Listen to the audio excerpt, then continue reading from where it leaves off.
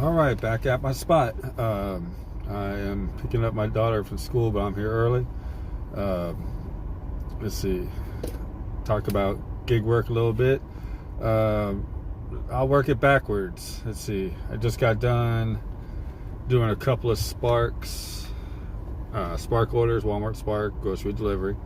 Not great orders, two $18 orders. So that's $36. You know, let's see. Also did picked up a Poplin order today after having lunch with my daughter. Me and my wife had lunch with my daughter since it is her birthday today. Happy birthday, sweetie. So basically picked up my wife from work, picked up the Sonic that we ordered, and not in that order, had lunch, dropped my wife off, and when I was leaving, I saw there was a Poplin order. Poplin, for those that don't know, is laundry delivery, and this one is nice. It's a new customer for me, and she's also new to Poplin, the app itself. It was 3 huge bags, man. But she lives here in Temple, which is good. It was only like 7 miles from where I live, which is good in the laundry world. I went home, picked up her bags. There were these 3 big old heavy-duty trash bags full of laundry. The app warned me that it could have been over 100 pounds. I took it home, weighed it. They call it a pre-weigh. It came out to 81.5 pounds, which is good because, I get paid off of weight. So I dropped that off at the house, and then that's when I did my couple Spark orders before I came here. So we'll have some work to do tonight. Let's see. We asked our daughter where she wanted to have dinner, for her birthday. She said Cece's. Kids love Cece's. It's not going to break the bank. That's always nice.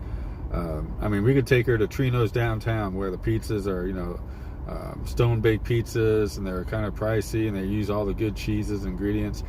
Kids love the cheap stuff, man. Am I really going to fight that battle? I think not. Let me wait. All-you-can-eat pizza doesn't break the bank. $18 a piece pizzas, where I know I can eat like 3 of them in one shot if you let me. It's been documented. Just ask my wife. I'm blessed with a high metabolism. So is my daughter, which is great. Get to eat. Don't get too fat. Let's see what else has been going on. I didn't go out last night. I said I would. It was a little drizzly last night, but the real deal is I was just too doggone tired. Let's see. I took a nap while dinner was being made. And then I got up, ate dinner, and I went straight to the bed. My daughter woke me up, and I read her stories, made sure she brushed her teeth, all that good stuff, take her vitamins, mouthwash, all that good jazz. The bedtime routine, and then read her 2 stories. But the plan was usually when I get done reading the stories, I get straight up and go out. But my body was just telling me I was tired. I think it was working late nights last week. Plus it was raining. I could come up with a whole bunch of excuses, but all said and done, at the end of all that, I didn't go out. So I missed out. Yesterday we took Schmores, our guinea pig that passed away, took her to the crematory, and took her to get processed. We should have her back in a few days. That was $150 to set a guinea pig on fire, as far as I'm concerned. But they do, you get a little something, obviously they take care of the ashes. They put it in a nice wooden container. I forgot what the type of wood it was, but we saw the urn. It was real. It looks really nice. Presentable. Has a lock on it. We could have had it. How do you call it? Ingrained, I guess, with her name. But me and my daughter, we both thought the plate was a little bit better. You had to pay an extra $25 for the plate, of course, but we thought it'd be better presentation. And we'll get her back in a few days. Budget-wise, I kind of killed my budget a little bit because, you know, I had to pay the old car insurance the same day as a extra $150 to, you know, cremate the guinea pig, but that was that. I mean, sometimes you just don't go cheap. It's not gonna happen all the time, and I'm a gig worker and I hustle, so like if my money comes up short, I just work a little harder, work a little bit more, you know, get moving. So that's what I had going. That's what kind of went on the last couple of days. So I definitely will go out tonight if I have to. When I get home after eating at CC's, I will drink a cup of coffee to make sure I stay up. You know, make sure I gotta go out there, make it $30. You know, the time being used to, you know, pick up lunch, pick up my wife, eat, spend the lunchtime during, you know, with our daughter, drive her back, pick up the laundry from the customer's place, drive back to my house, and that all takes time. And if you do, anyone that does gig work will let you know, time is almost worth more than the money. Because I mean, you know, you can get good orders. Sometimes you got to decline a lot of bad orders. But if you're not, if your wheels aren't turning while you got the apps on, I mean, there's only so many hours in a day, and my time is limited. So, you know, time is very valuable. You really have to do time management to be successful at gig work. I mean, you can't really be lackadaisical, you know, just like, oh, I'll get over there when I get to it, because next thing you know, all the time is gone, and then you have no money. But I mean, when it comes down to it, ups and downs, that's how it goes. So we'll just take it as it goes. What else happened? Oh, little funny thing. We were walking up to the school to have lunch with my daughter, and my wife notices a big old hole right by my butt cheek and my pants. I was whole half the day I was walking around with a hole in my pants. I thought that was kind of funny. So I just took off my sweater, wrapped it around till I got back to the house. So that was my little embarrassing moment. But yeah, that's been the day so far. I guess instead of just talk about myself, I should give some words of wisdom about gig work. Let's see. Let's start with food delivery. As I said before, I do Doordash, Uber Eats. Very rarely do I turn on Grubhub. Usually it's those two. I treat Doordash and Uber different. Uber, I do a lot more cherry picking, which means I'm more choosy on which ones I take. I definitely, some of them on there are just like suicide orders, man. I would never take.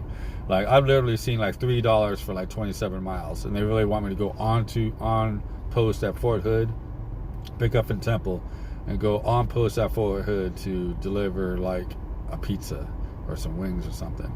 Yeah, I definitely don't do those. But so I try to do around $1 a mile on Uber Eats. And you know, you have to be a little bit more choosy. DoorDash, I don't do crazy orders like that either, but DoorDash, they are a tougher cookie. The thing about DoorDash is they have the largest market share. I mean, when it comes to food delivery apps, DoorDash is bigger than like Grubhub and Uber Eats combined, which means that more orders come in. Let's see, they're also a little bit more harder on the metrics. They monitor very closely, like how long it takes for you to pick it up, drop it off. They'll give you something called a contract violation if you get to the restaurant, like let's say the pickup time is at 2 o'clock, and you get there 2:03, 2:04. I mean, you're late, but you're okay. But once you go past 10 minutes, you'll get something called a contract violation. It's basically a little ding on your account for being late. Also on the drop-off, if you're 10 minutes late to the drop-off. Food's supposed to be at the person's house at 2 o'clock. You get there at 2:10, ding, contract violation. how contract violations work is that you get that ding on your account. It'll be in an ugly red letter. It's an eyesore, but it's like kind of like a slap on the hand. Now you can get 2 slaps on the hand within 100 deliveries and you're okay. There's no threat of deactivation. Now if you get more than 3 within last 100 deliveries, there's the possibility of a contract violation. Doesn't necessarily mean it's going to happen. It kind of stuck when I first started. The first delivery I did, contract violation. I delivered to True Homes. It's a mobile home manufacturing place in Belton. I put it to the front desk. I took a picture. I guess the person didn't like where I dropped it off and said they never got the food. Second delivery was okay. Third delivery, got another contract violation. It was a hand it to me customer where you got to take the food and hand it to them. I literally handed it to her. She acted real cool, had a smile, came back to the car as I was driving off. Before I even got out of that apartment complex, she marked that I didn't hand her the food, that she never received the food. So that does happen, and it stinks. We are dealing with people. Not all people do the right thing for whatever reason. But that's the negative about contract violations. The positive is Doordash does something called a rolling 100. Basically, all your stats are based within the last 100 deliveries. So, your acceptance rate, your completion rate, contract violations, on time, all that good stuff. Whatever you did on this delivery, I did on delivery today, whether they give me a 5-star, 1-star, it was late or whatever. After I do 99 more, when it becomes 100th, what I did on this one falls off. So that's what will happen with the contract violations. Let's see. So, that could be a good or a bad thing, I think it really comes down to you need to do the right, you do the right thing, do the best you can, and don't stress it. Sometimes things happen. Like I got one contract violation about a week ago, and honestly, I was in the wrong. I thought I kind of did a dirty app. What it was is I was doing an Uber Eats. I thought it was gonna be a quick drop off, and toward the end of the delivery, I had like 2 or 3 minutes until I was gonna drop it off. I turned on DoorDash. Let's see. I saw an offer for Trino's, as a matter of fact, that pizza place I like so much. And I was like, okay, you know what? I'll accept it. So now the timer starts. Now, I thought I was giving an easy drop off. There was some complication of the drop off, and it ate up some more of my time. It took me a little bit farther out from Trino's than I wanted to. Dropped it off, and I started heading to Trino's. By the time I got to Trino's, it was like 12 minutes past the pickup. Picked up the pizza, and I think I already had the contract violation. I don't remember if it was toward the end. But it's funny because I picked it up, I dropped it off, and I dropped it off well before the drop-off time. The customer was cool. But, in black and white, I said I was going to be somewhere at a certain time. They gave me a 10-minute window. I was late. Got the contract violation. Did I like it? No. Did I deserve it? Yeah. I can't say I was 100% in the right. Because, all the apps, they really don't want you to do... They know that we're all here multi-apping, which means we're using more than one app at a time to make money. But what they don't want you to do is be on an order with one company and then take an order from another company while you're on another job. That's actually grounds for termination. So I was dancing with the devil a little bit and got caught. So I have to eat that. And I do this enough though that 100 deliveries isn't going to take long at all. The drop off, it'll probably take me a week and a half. Depends how hard I hustle, how much more I do the other apps. But I very rarely get contract violations, and most of them are earned. Some are not. Like I said, there's been scenarios where people weren't honest. But if you're in the wrong, sometimes you got to take that hit on the chin. Like the guy at the bar talking all that trash. Somebody, walks up and, steals on him one good time, hurts his chin. It's going to hurt, but he deserved it, right? That's kind of how that works. So I treat DoorDash a little bit differently. When I'm on a DoorDash, I'm real good at turning off the other apps, concentrate on the DoorDash, and when I'm done with the drop off, turn the other apps on. That is the best way to multi-app. You can have 4, 5, 6 apps up at the same time. It really don't matter. But in principle, in an ideal world, what you want to do is turn the apps on. Orders come in. Pick the one that makes sense to you, that makes you the most money, or just whatever one makes sense to you. Whatever your criteria is, pick the. Once you pick the order, before the wheels start moving, turn off the other apps. You don't need the distractions. You don't need the temptations. Now, only time there's a couple of gray areas, like you'll take a DoorDash and maybe a better Uber Eats order picks up.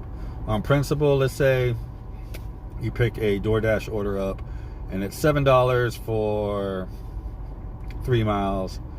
Restaurant's sometimes slow, but it's an alright order. As you're turning off the other apps, an Uber Eats one pops up and it says $24, 4 miles to a restaurant that when as soon as you get there it's ready. Well, you probably want to make $24 more than $7. That's what I would think. So in that case, what you can do is accept the Uber Eats order and you can cancel a DoorDash order, or vice versa. It'll go against your completion rate. You'll take a ding on completion rate. Say it's 100, I'll say 99. Excuse me. But that one order that you just declined that marked your completion rate going down, once again, after 100, it'll fall off. You can get fired. You cannot get fired over acceptance rate, how many you accept, but you can get fired for completion rate. But there's definitely some leniency. It's as long as you maintain, I think, like a 90% or something along those lines. There's no threat of deactivation. And honestly, if you think about it, man, if you're unassigning or canceling 1 out of 10 deliveries, that's a bad habit to get into, man. It doesn't give the customer a good experience. DoorDash, Uber Eats, you got to think about it. If I was an employer and I was contracting work out, there's all these contractors I know can do the work, and I see that this person here, I looked at their stats, and they don't accept 30% of the orders. They only accept maybe 10% of the orders, and the orders they do take, they only completed 85% of them. I wouldn't put a lot of trust in that person. Versus I look at this person's stats, when an order comes in, I send it to him, he accepts 60, 70% of them, but he has a 100% completion rate. I look at his customer rating. The first guy has a customer rating of 4.7. This guy has a 4.94. Who am I gonna go with? They seem happier with this guy, 4.94. He also, when I send him work, he doesn't turn me down a lot, and people are happy with him. I'm gonna probably go with that guy. I don't know if that's how the algorithms work, but I'm trying to put myself in other people's shoes, including these apps, and that's how I would look at it. I would just want to have stuff done, have it done right, have my customers happy, and have them come back. I don't want to contract my work out to someone where they disappoint people, they're not completing their work, that type of deal. That's my theory. I'm sticking to it, popular or not. I think that's my tips and tricks for food delivery. Let's see. Now, grocery delivery is a little different. Grocery delivery is, you really should think, there's a bunch of factors, really. It's not the same type of hustle. Walmart, let's say Walmart Spark. You're not gonna do 4 Walmart Sparks in 1 hour. That's just not gonna happen. There's too many factors. Now you can do four food delivery ones, like if they're short mileage, the restaurant has their stuff together. You can go in, it's a $7 for 3 miles. You go in, you're already by the Taco Bell. It takes you, or you're close. It takes you 2 minutes to get there. You get there, you just got it bagged up. You grab it, you're back in the car a minute later. It's 5 minutes to the drop off. Let's say it takes you 10 minutes total, and then as soon as you drop it off, you get another order within 5 minutes. You're already on your second order. It's under 15 minutes. So you can do 3 or 4 deliveries in an hour. Walmart Spark grocery delivery, that is not the jam. You have to look at it a little bit different, which is you're gonna probably do 1 an hour, maybe 2. But what you're gonna be looking at is, first of all, whatever orders there are, it goes out to all the Spark drivers, pretty much, for the most part. It's gonna pop up. It's gonna say how much money they're offering, how many miles it is, how many drop-offs, if it's a curbside, how long it's gonna take. Looking at the time is important, man. Let me think of one. Let's say you get one that's $18, 6 miles, 3 drop-offs. Let's see. Yeah, that's a pretty good one. So it's $3 a mile. Food delivery, that'd be great. But this curbside, there's more factors involved. First of all, those 6 miles is from the Walmart to your customers. It does not include the drive from wherever you are located at to the Walmart. That's a big factor. The reason why on food delivery, for the most part, they calculate it from where you picked it up to picking it up to dropping it off. So you might want to look at the last drop off and see how far it brings you out. Because let's say you get an order that's $24. It's going to be 21 miles, 3 drop-offs. It says it's going to take an hour and 5 minutes.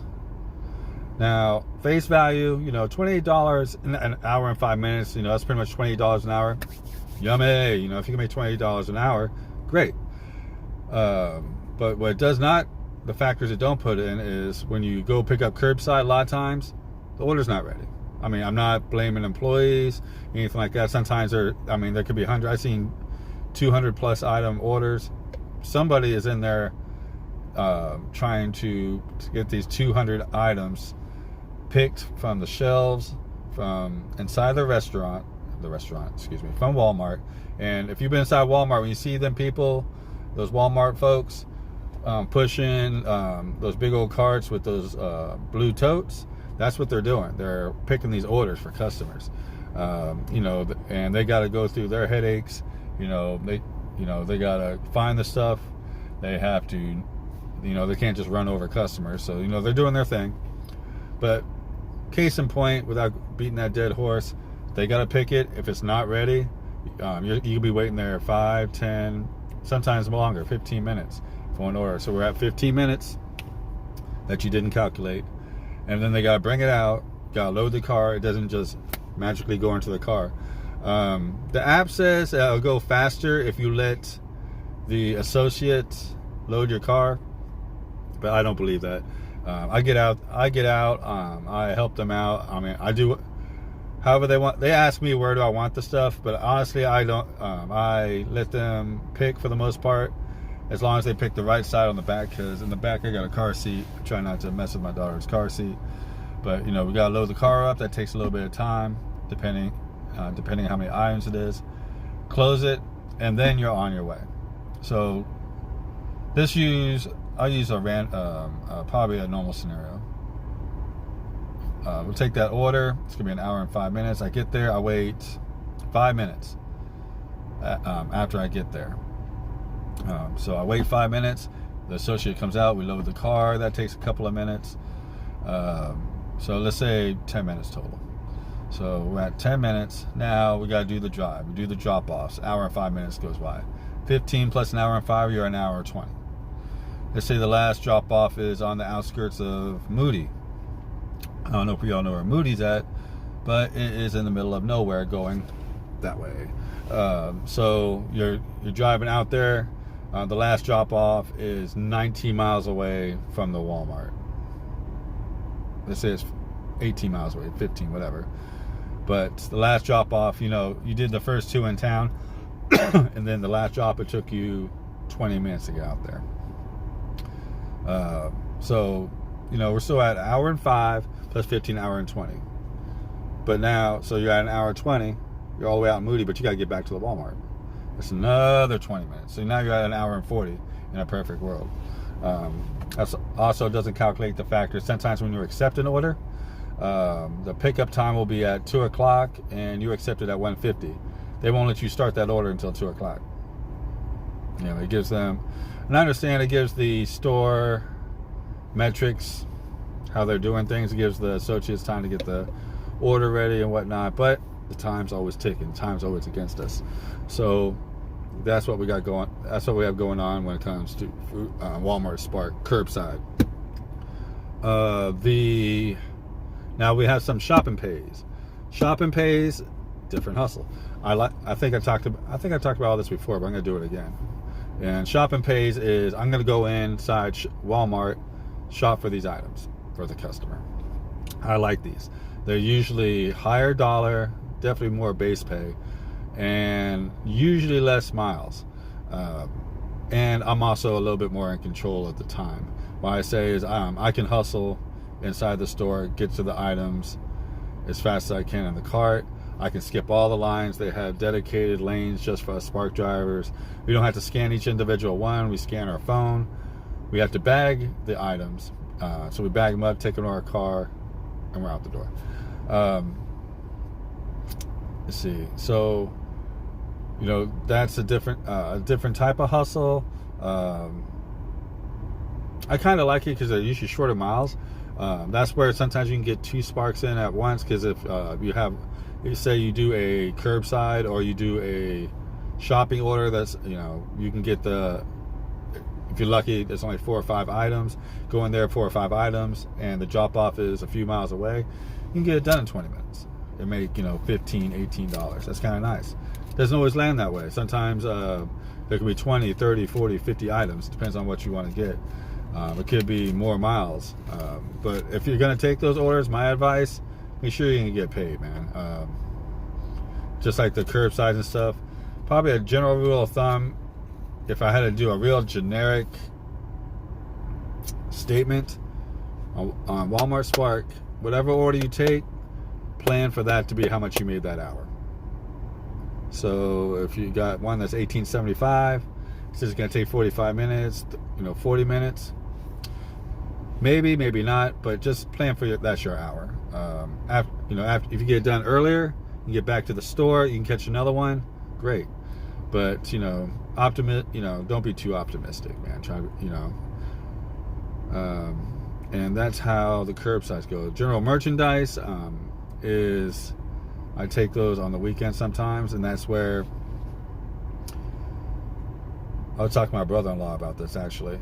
So there's some people that order just like one thing, like somebody needed some, I don't know, dog treats or a bag of dog food, or you needed a plunger, or you needed a couple of light bulbs, small odds and ends where you're like, I just need this one thing. What they do is, it's not really going to be worth the time for a driver or Walmart to just deal with your little one item. So what they'll do is they'll take your item along with like 16, 17, 18, 19 other customers, batch it all together, give it to one driver. Also, these ones do not tip. And it's not the customer's fault. My brother-in-law said he didn't have the option to tip on the order. I told him, honestly, don't worry about it. Because how us drivers see it is, well, myself and most that I know of, is that we're going to be given a route. That's what we call a route, where you have more than 3 orders. Let's say 16, 17 orders. It's going to be, let's say, 24 miles. They're going to pay $42. And you're going to do the 17 stops, and it's going to take 1 hour and 45 minutes. Now, and that's what you're going to be doing for the next hour, 45 minutes, 2 hours, give or take. A lot of people don't like these orders. I like these orders if I have time. If I don't have family commitments or anything like that. If it's been a slow day and I just want to get a chunk of money. What I like about these orders is, first of all, I know what I'm doing for the next 2 hours. I'm not waiting for anybody. I'm not waiting in a restaurant. I'm not waiting for customers for the most part. They almost never have to sign for these things. So basically, you go to a customer's house, scan it, drop it off, go to the next house. A mile and a half away, half a mile away, around the corner. Plus, I get to sit there, listen to a podcast, or watch my YouTube videos or whatever for 2 hours, and it's just completely relaxing. 2, you get the full payout on the curbsides and the curbsides and the shopping orders. A lot of times you'll get the base pay, and the tips you'll get the next day. That happens from time to time. In other words, you get an $18 order, it'll say you got $11 to order, and you won't get the tip until the next day, $7. I'm not a crackhead, man. I can wait a whole day to get the rest of my money. It's not that serious. I got better money management skills than that. But general merchandise, if it says $56, once you drop off that last one, you complete the last one, $56 is put, bam, into your one account, into your Walmart one account. So it's nice. You get the money right then and there. There's no waiting, no hesitation. Who doesn't like to get their money a little bit quicker? Let's see. And Poplin. Poplin is a laundry app. Basically, orders will pop up kind of like Walmart Spark. And I take a look at it. See, I have a 50-mile radius where I want to pick up from. And you'll pick up someone's laundry. You'll see the orders pop up. Whether you choose whether to get or not. If you accept it, it'll give you special instructions what they want: hypoallergenic, or regular, or they want stuff hung, dry, whatever. But you go there, you pick it up. More than I haven't met any of these customers for the most part. They really want, since we're talking about laundry, it's kind of more personal for the customer. So it's really contactless. I take the order, I go there, I let them know what time I plan to pick it up. Like today, that 85-pound order, I got the order at 11:30. I told them have the laundry ready by 12 o'clock. I'll be out there out front. They can message me back and tell me if it's good or not. But you go there, you take a picture, you load your car up. You take it to the house, you pre-weigh it, and then you wash it, dry it, fold it, bag it up, you reweigh it, which is weird. My experience on reweighing is after the laundry's been cleaned, a lot of times the weight goes up. You think it would go down because washed off all the filth, but sometimes it goes up. But case in point, I weigh it again. The second weight is what they're going to pay me off of. I seal it with a nice little purple bow, label it, and drop it off. Let's see, I had until 8 o'clock today, 8 o'clock at night today to pick it up. I picked it up at 12 o'clock. So get the process started getting that washed. And I have until 8 o'clock tomorrow to drop it off. So for most orders, you get 24 hours to drop it off. You can drop it off earlier. Poplin, the app, actually encourages that, to pick up and drop off earlier. And customers can rate you. They can tip you more after your service. And you can build a book of business. In other words, if the customer likes the job you did, they can, next time they need to get their laundry done, they can request you, which actually gives you more points, which gives you more exposure. You want to try to give customers a good experience. Have it folded nice, smelling nice, folded. You be punctual. And like I said, it's kind of a personal service because you are dealing with people's laundry. So, you want to be really a lot of compliments. I mean, you go above and beyond because, like I said, you're trying to build a book of business. You want the repeat repeat customers. I mean, I went as far as like one of my regulars that lives literally 5 minutes from me. Great customer. They use. I can see where they got the bag from. They got a bag that is like these black nylon bags for laundry, but man, they pack it to the brim. I mean, they pack these things a lot.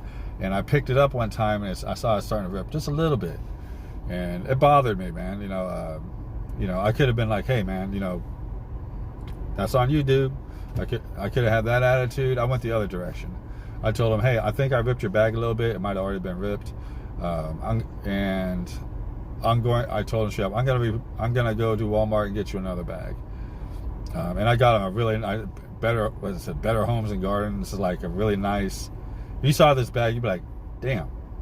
But yeah, it was slightly smaller, but it was like a really thick material, like cloth bag.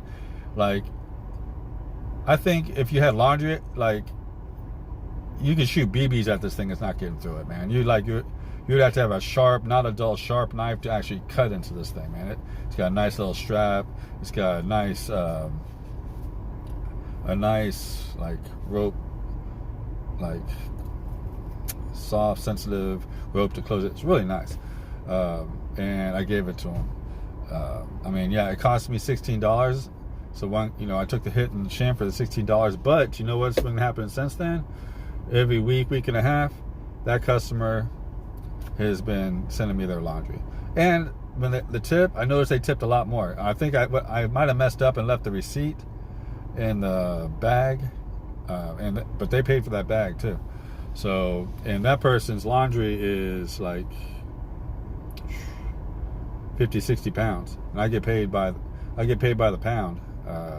75 cents I keep, Poplin keeps 25 cents. So would you spend $16 to make sure that you get like $40, $50 every week, every other week? I would. So I did. That's just some Poplin things. I've watched videos. I mean, some people go all out. They got kids. They'll put Pokemon cards in there, chocolates. They do like even like thank you cards like this big that they buy in packs. They go all out. I'm trying to find my niche. Right now I'm concentrating on the laundry part. Trying to find a way to turn profit. Turn a decent profit without doing the work for free. So that's how you do Poplin. It's not popular. I tell people that one of my businesses is to do other people's laundry. They give me looks, but you can give me looks you want to, man. Your looks ain't paying these bills. I'm not trying to be petty, but I'm just trying to make the money move forward, and that's during laundry. So this video's gone on for a bit. My daughter's getting out of school in like 10 minutes. I didn't realize this video was so long. But thank you for listening, for whoever decides to listen, if anyone. The city of Temple will take care of me like they usually do. People want to get their stuff delivered, their services and needs that need to be met. I can meet them. This type of life gives me a chance to pick up my daughter from school every day, do these lunch things and birthday things and practice things and all that good stuff. So I thank the people of Temple for that. I do appreciate y'all's business and your time. Please tip your drivers, even if it's like $2 or $3. Trust me, $2 or $3 if somebody does 10 deliveries in a day. I mean, that's an extra $20. Every penny counts. Make them count. I will see you on the next one. My daughter's got school again tomorrow, so I'll see you while I'm waiting in line. Y'all take care. Bye.